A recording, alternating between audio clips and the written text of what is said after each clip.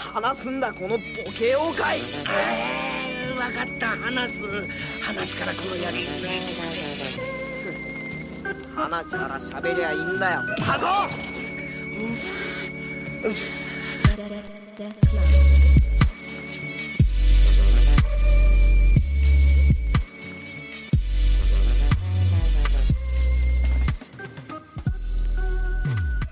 Hey everybody, welcome back to the podcast. Danny here. Today I'm talking to you about Ushio and Tora. So Ushio and Tora was a weekly shonen manga published in Shonen Sunday. Of course, we've seen Komi-san, Kenichi, Inuyasha, a bunch of great stuff out of this magazine. And this was written and drawn by Kazuhiro Fujita. And this ran from February 1990, ended October 1996, with a whopping total of 313 chapters, 33 volumes in total, and right out of the gate, I gotta say, this took a good while to read. So let's go ahead and get into this. This stars, of course, our main character, Ushio. He is a middle school student, and he likes fun, hates studying. He's sort of like the class clown, very athletic, though he doesn't want to do sports. He'd rather do something else, like painting. Even though his paints are crap, he still enjoys it, and that's what's important to him, is being able to enjoy it. And one fine morning before school, he's arguing with his father because his father is a priest and is trying to convince him that demons exist and that you should be careful. And he's like, whatever, Pops, I don't even know what you're talking about. They're not real. So he's at his shrine cleaning a storage unit, and he trips on something. He never noticed it before, but it was a latch to a door on the floor. And as he tries to pull it, it pops open immediately. He falls in, tumbles down. He's looking around, never really been in here before.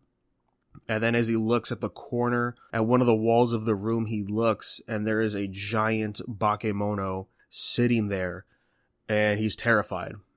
But as he looks, he can't be attacked because this bakemono is impaled by a spear into the wall. And we find out this demon's name is Tora.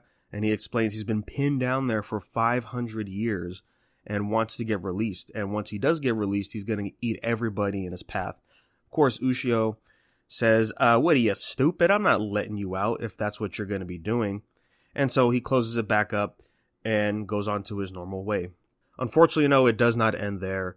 As he finds out, by opening that room, it let out Toka's Yoki energy, causing other demons nearby to act up and start attacking humans, notably Ushio's two childhood friends, one he has a crush on, which is Asako, and then the other one, which is her best friend as well, Mayuko. Panicking, Ushio doesn't know what to do. He goes back to Tora and says, hey, what the hell's going on? He's like, well, it's because you opened the doors, man. Only way this works out is if you take the spear out of me, and then I'll go kill them for you. And they look each other in the eyes. Ushio reluctantly says, deal, pulls out the spear, and they go to fight the demons. We find out the spear is known as the Beast Spear, and this is specifically made to kill demons at the cost of the user's soul. And eventually, once the user exhausts his whole soul, he will himself become a demon. And so Ushio is now the chosen one to wield this spear now. And so he transforms into a demon-like form and can now combat demons, and he learns how to use the spear by transforming into that. And that's the start of this manga. We have Ushio wielding the Beast Spear, tackling demons while he's being haunted by Tora, who wants to eat him but can't because the Beast Spear gets in his way. And it's great. It's a lot to read. Again, I have to say, there's so much going on into here. And I'm curious as to what the anime did, because I found out there was a recent anime, and it's 2 seasons, 36 episodes, I think. And I'm thinking, how are they going to condense 300 chapters into 36 episodes? I'm curious about it, but I think they could do it in the beginning, because the first chunk of this series is your typical manga you would expect when it comes to this monster of the week.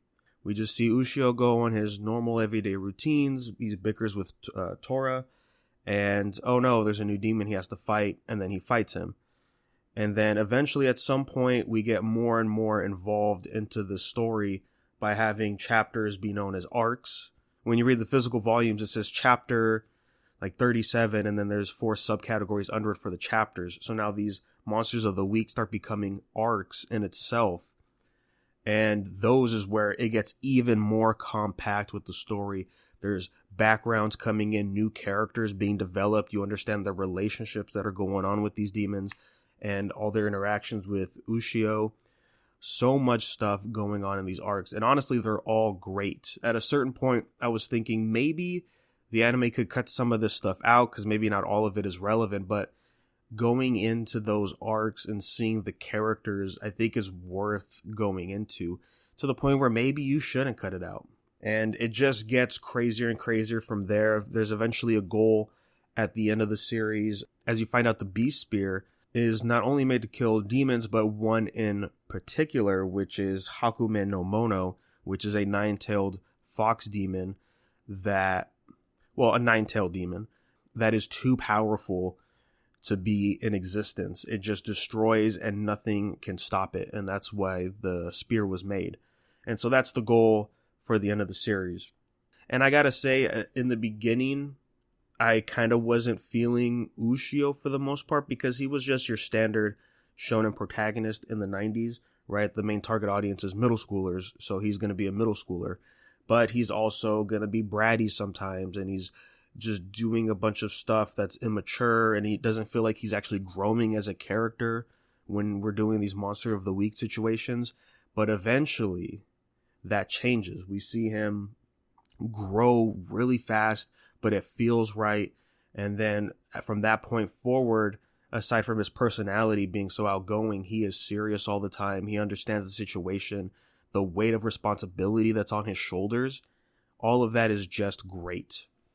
And then seeing him at the end and it all finally hitting at once that this is the final moment, and sort of breaks down because, again, he is just a kid. Getting that in there and then him accepting and understanding what he has to do was all fantastic. Fujita's writing is great when it comes to these characters and developing them and really setting their emotions onto the pages. Sidecast wise as well, everyone is great. At least everyone that gets notable screen time. Some, the further you go out, the less backgrounds you get with the characters, but you still get just enough to understand everything about them, and that's great. The fights are super dynamic, they're incredible, super intense, and the best part about it has to be the art. Man, there is just something about 90s manga that I kind of want to say is the peak, because just the amount of insane detail that they put in shonen mangas back in the day, right? If you look at Fist of the North Star, boom, heavy with the inking. It's all over the place, but it looks so good. Same thing with Berserk. And here with Ushio and Tora, it's the same thing, hyper detail that really is only born in the 90s. So Tora is this demon that has a lot of hair, and just looking at how long it had to take to just draw that hair out, but it's so eye-drawing. It's so captivating to the eye that you just want to look at every detail that's in all of these panels. And then plus, with the 90s and manga, they just didn't want to hold back on certain things. It gets bloody. It could get gory sometimes. So much death. And sure, there is some of that in modern shonen here and there, but never. But I would say it just does not feel the same compared to when it did in the 90s. And here's a prime example. It's just so good.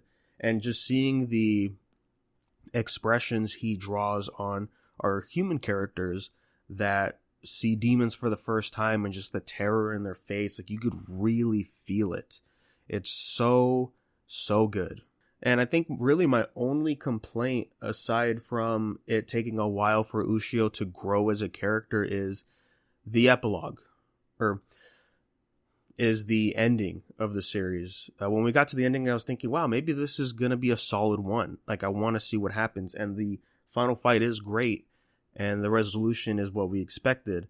But then, unfortunately, for me anyways, when we got to the final chapter, it just felt so rushed. We didn't get a whole look at everything that is the aftermath, I guess, when it comes to our characters and their relationships to each other, and them moving on past this insane moment in their lives.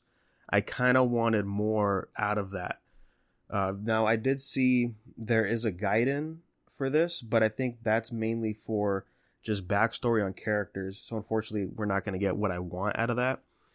But yeah, there was stuff building up, of course, with Ushio and other characters. And it's like, oh, I wanted to see the epilogue with this. Like, where do we see them in the future now that, their lives are different for the better? I kind of wanted to see some of that. But yeah, again, it just felt super rushed for that final chapter. And even, and there's even a character that pops up that kind of talks, and it makes it feel like he was about to do more stuff. So overall, guys, definitely recommend this series. It will take you a while. Again, let me reiterate one more time. Over 300 chapters. These chapters can get incredibly dense and just take a good while. This is probably the longest it took me to read some of these chapters just because there's so much going on. But it doesn't feel like it's too much in your face. It's just like, no, we have to cover this.